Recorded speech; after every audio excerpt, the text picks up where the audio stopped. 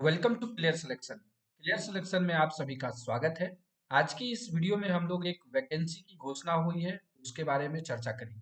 चर्चा है railway protection force में आरपीएफ में सब इंस्पेक्टर और कांस्टेबल की जो डायरेक्ट भर्ती होती है उसके संबंध में यह नोटिस निकल चुका है, मतलब कि संकेत निकल चुका है कि भर्ती कैसे की जाएगी, क्या प्रक्रिया होगी। उन सब चीजों को हम आज के इस वीडियो में चर्चा करेंगे। और जो सब इंस्पेक्टर की वैकेंसी है 250 और कांस्टेबल की वैकेंसी है 2000। तो आप हमारे एक channel love for RPF LDC को अगर फॉलो करते हैं तो मैंने वहां पर बहुत सारे लोगों के कमेंट में मैंने कहा था कि किसी भी 9000 15000 11000 की भर्ती की जो फेक वीडियोस यूट्यूब पे आ रहे थे उसे आप ना माने, बिकॉज ऑथेंटिक न्यूज हमारे पास थी। और मैंने वहां पर पहले भी बहुत सारे कमेंट आप जाके पढ़ लेंगे लोगों को दिया था कि लमसम अगर वैकेंसी भी आएगी तो 3000 कांस्टेबल की और 300 सब इंस्पेक्टर की बोली थी। लेकिन जब स्क्रूटनी हुई, जो एक रोस्टर होता है ऑल इंडिया ड्यूटी का, उस रोस्टर के हिसाब से अगर देखा गया तो वैकेंसी 2000 कांस्टेबल की निकली और सब इंस्पेक्टर की 250 निकली। तो आज हम इस वीडियो में उसी चीज को चर्चा करेंगे कि ये कैसे ऑथेंटिकेट है। तो इसके संबंध में जो है रेल मंत्रालय जो है उन्होंने एक नोटिस निकाला है और एक डायरेक्टिव निकाला, जिसको कि हम लोग procedure for recruitment of sub inspector executive और constable executive in RPF RPSF, इसके भर्ती के बारे में जो है डायरेक्टिव निकाला। डायरेक्टिव निकालने का पावर डीजी के पास है और डीजी महोदय जो है ये डायरेक्टिव निकाले हैं। ये डायरेक्टिव निकलने का रीजन भी यही है कि पिछले वीडियो में हमने बता रखा है, आपने इसी चैनल पे अगर चेक करेंगे कि भर्ती की घोषणा कर दी गई है। क्यों क्यों कर दी गई है कि नया डायरेक्टिव निकालने के लिए बोला कि कैसे इन लोगों की भर्ती प्रक्रिया होगी। और इसके संबंध में ये निकला डायरेक्टिव 65, जो कि 2 तारीख को निकला है, आज ही के दिन। और इसमें दिया गया procedure for recruitment of sub inspector executive and constable executive in RPF RPSF. और ये अंडर रूल 28 के तहत डीजी आरपीएफ के पास ये पावर है कि वो क्या कर सकते हैं, डायरेक्टिव निकाल सकते हैं। और उन्होंने डायरेक्टिव निकाला। पहले जो डायरेक्टिव 43 था उसमें अमेंडमेंट किया गया और अब निकाला ये डायरेक्टिव।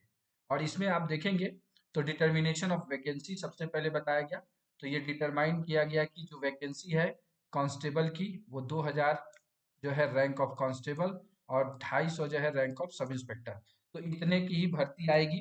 और अगर मैं बता दूं अप्रोक्सीमेट भर्ती, तो 4 तारीख को दिनांक 4 जनवरी को अभी एग्जाम है किसका, रूल 72 के तहत जो है सब इंस्पेक्टर का एग्जाम होना है। तो 4 तारीख के बाद इस वैकेंसी पर काम चलेगा। तो डिपार्टमेंटल जो विभागीय सब इंस्पेक्टर बनने हैं वो एग्जाम 4 तारीख को कंप्लीट हो जाएगा। और उसके बाद जो है डायरेक्ट रिक्रूटमेंट की ये भर्ती पर प्रक्रिया चलेगी। साथ ही साथ आप देखेंगे यहाँ पर जो मैंने बोला रोस्टर चलता है। रोस्टर का मतलब हुआ कि किस प्रकार से वैकेंसीज डिसाइड की जाती है, कितने वैकेंसी की आवश्यकता है पोस्ट में। तो उसके लिए एक रोस्टर चलता है सेंट्रल गवर्नमेंट का। और उस रोस्टर के हिसाब से बोला गया कि 10% वैकेंसी क्या करना है हमको, एक्स सर्विसमैन के लिए रखना है और 15% वैकेंसी रिजर्व करना है वुमेन के लिए। तो आप इस हिसाब से आप यहाँ पे जोड़ लीजिए कि 250 में से 10% जो है आपको एक्स सर्विसमैन रहेंगे और 15% जो है इसमें महिला रहेंगी। तो इनको घटा करके ब्रेकअप करके ये निकलेगा। और कांस्टेबल में भी इसी प्रकार से किया जाएगा। ये क्यों किया जाता है, ये आर्टिकल 16 में जो है रिजर्वेशन का जो प्रावधान किया गया है अनुच्छेद 16 में संविधान के, उसके होराइजेंटल जो है रिजर्वेशन में होता है। एक क्षैतिज आरक्षण होता है, एक वर्टिकल आरक्षण होता है। तो ये उस तरह के नियम में ये रिक्रूटमेंट में रखा गया है। अब ये रिक्रूटमेंट का प्रोसेस 3 प्रोसेस से गुजरेगा। एक सबसे पहले फेज 1 आपका होगा क्या, सीबीटी होगा। तो सीबीटी भी इस चैनल पर आपको प्रोवाइड कराया जाएगा कि किस प्रकार से कंप्यूटर बेस्ड टेस्ट होता है विभाग में। वैसे पोजीशन में आपको सीबीटी बना करके भी हम आपको प्रोवाइड कराएंगे। साथ ही साथ फेज 2 में हम चलेंगे पीएमटी के लिए। पीईटी होगा, फिजिकल एफिशिएंसी टेस्ट और फिजिकल मेजरमेंट टेस्ट होगा। एंड लास्ट में आपका होगा डॉक्यूमेंट वेरिफिकेशन। और इसमें देखिए यही इसी के लिए अभी तक भर्ती नहीं आई थी। जो ये भर्ती पिछले साल ही मतलब कि 2023 में आ जानी थी, लेकिन पहले आरपीएफ स्वयं की थी। अभी एक भर्ती पिछली जो 2020 में आप देखते हैं भर्ती हुई थी, 2019 में जिसका आया था। तो उन लोगों की भर्ती आरपीएफ ने ही क्या किया था, भर्ती भी निकाला था और आरपीएफ ही जो है रिक्रूटमेंट में पीईटी की थी, सब कुछ रिटर्न विटर्न कराई थी। लेकिन इस बार क्या किया कि आरआरबी को दिया गया। फिर आरआरबी जो है ये रिक्रूटमेंट क्या करेगी, रिटेन कराएगी सीबीटी, जो आपका एग्जाम में क्वेश्चन पूछा जाएगा, और बाकी चीजों का कार्यभार जो है वो आरपीएफ को दिया गया है।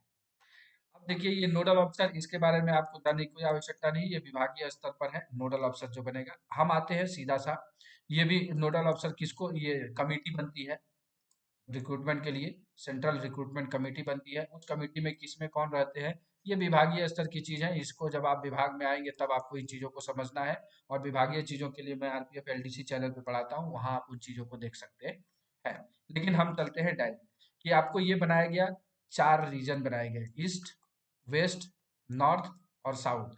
और इसमें जो है टोटल जो हमारे 17 रेल है, उन सब चीज को यहाँ पर किया गया। 17 यहाँ आपको नहीं दिखेंगे क्योंकि मेट्रो रेल को इसमें नहीं लिया जाता है। मेट्रो रेल जब आप आएंगे नौकरी में, उसके बाद ये सारा चीज उसमें समझ में आएगा। तो ईस्टर्न रेलवे, ईसीआर, इकोआर, एनएफआर और एसईआर को मिला करके नोडल पीसीएससी बनाया गया ईस्टर्न रेलवे का, कोलकाता में है हेडक्वार्टर। डब्ल्यूआर, डब्ल्यूसीआर, सीआर और एसईसीआर का जो है सेंट्रल रेलवे बनाया गया, जो कहाँ पर है, सीएसटीएम मुंबई में है। एनआर, एनसीआर, एनईआर और एनडब्ल्यूआर का एनआर बनाया गया, ये हेडक्वार्टर बड़ौदा हाउस में है। वहीं सदर्न रेल, एससीआर और एसडब्ल्यूआर का सदर्न रेल चेन्नई में जिसका हेडक्वार्टर है। तो ये उधर नोडल बना दिया गया। साथ ही साथ अब नीचे आते हैं एलिजिबिलिटी। यहाँ पर ये हमारे काम का चीज है कि आपको सिटीजन ऑफ इंडिया होना है, और आपके लिए क्वालिफिकेशन और एज क्या होगा। तो सब इंस्पेक्टर के लिए बताया गया कि मिनिमम 20 साल, मैक्सिमम 25 साल। कितना, मिनिमम 20 साल, मैक्सिमम 25 साल। वहीं साथ ही साथ आपको ग्रेजुएट होना जरूरी है, एजुकेशनल क्वालिफिकेशन में ग्रेजुएट। कांस्टेबल के लिए आपको 10th पास होना है, और मिनिमम 18, मैक्सिमम 25 साल का एज है। आपको देख लीजिए यहाँ पर क्या लिखा है, degree from recognised university for sub inspector and matriculation certificate for constable, ये चाहिए आपको वैलिड होने के लिए। इसके बाद कुछ रिलैक्सेशन देता है एज में डिपार्टमेंट। तो डिपार्टमेंट में एज कैसे मिला, तो आप देख लीजिए एससी एसटी के अगर आप हैं कैटेगरी में आते हैं तो आपको 5 साल का रिजल्ट ये मिला, मतलब 25 में 5 जोड़िए, इसमें जोड़िए, मतलब 30 साल तक एससी एसटी वाले। वहीं अगर आप ओबीसी में आते हैं तो 3 साल जोड़ लीजिए, मतलब 25 3 28 साल हो गया। और अगर आप जम्मू कश्मीर और लद्दाख का जो ये ऑर्डिनरी एरिया है, यहाँ पर अगर आप अनरिजर्व और ईडब्ल्यूएस में आते हैं तो 5 साल, मतलब 30 साल। ओबीसी का है तो 8 साल आपको, और एससी एसटी है तो 10 साल के लिए यहाँ पर दिया जाता है छूट।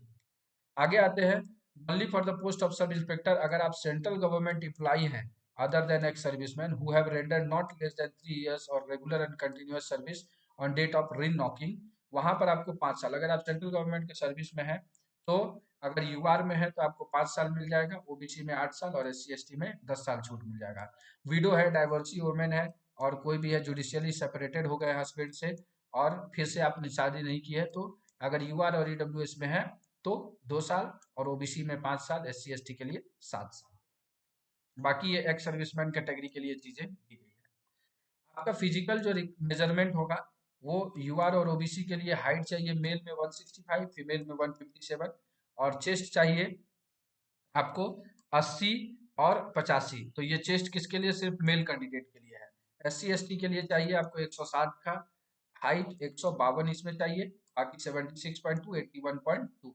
और अगर गोरखा एरिया से आते हैं, पहाड़ी एरिया से, तो 163, 155, 80 से 85 ये देखा जाता है। अब ये नोटिफिकेशन एम्प्लॉयमेंट नोटिस कब होगा, तो ये रेलवे रिक्रूटमेंट बोर्ड आरआरबी द्वारा निकाला जाएगा, और विद इन 2 मंथ आपको ये दिख जाएगा, विद इन 2 मंथ आपको ये दिख जाएगा।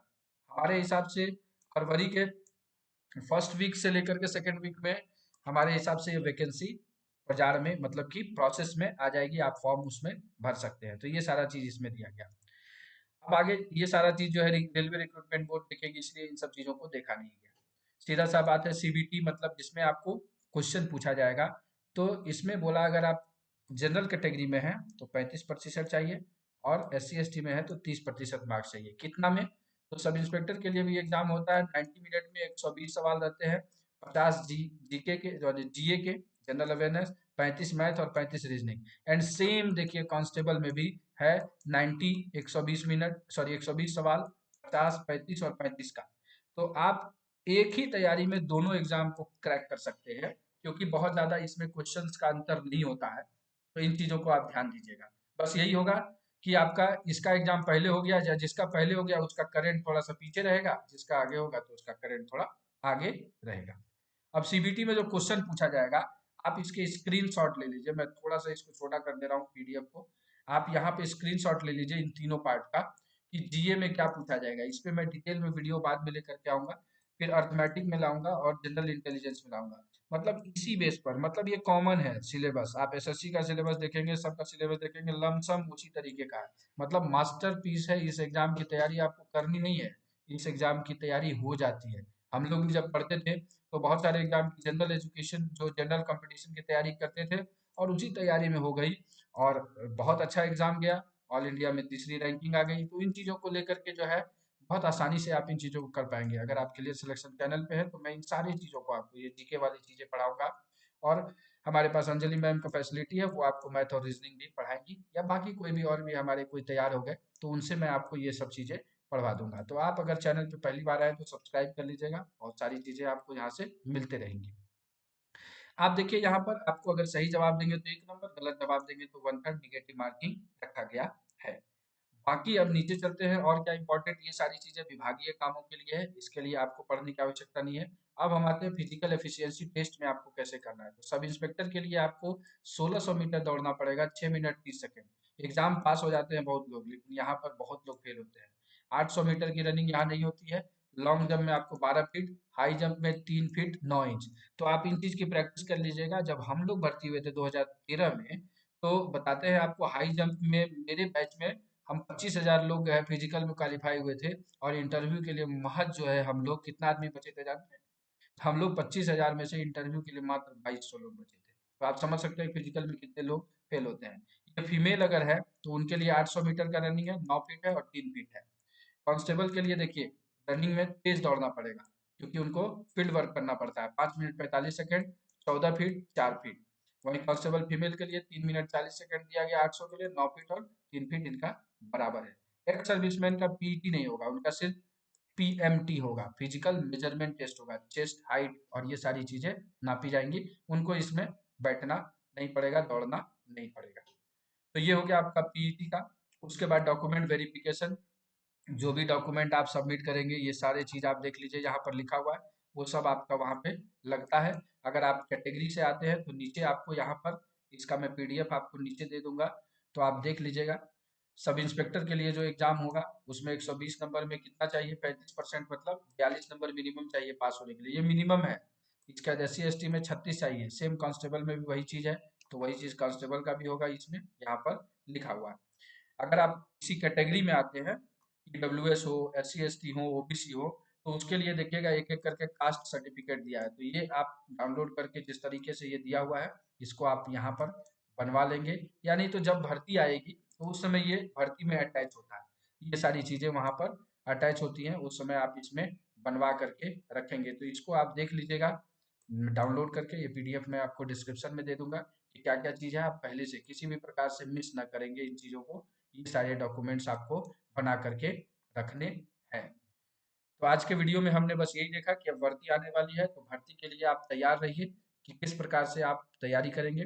तो अगर आप इस चैनल पर पहली बार आए हैं तो इस चैनल को सब्सक्राइब कर लीजिएगा। वीडियो अच्छा लगा तो लाइक कर दीजिएगा, लोगों को शेयर कर दीजिएगा जिन लोगों को इसकी भर्ती की आवश्यकता थी।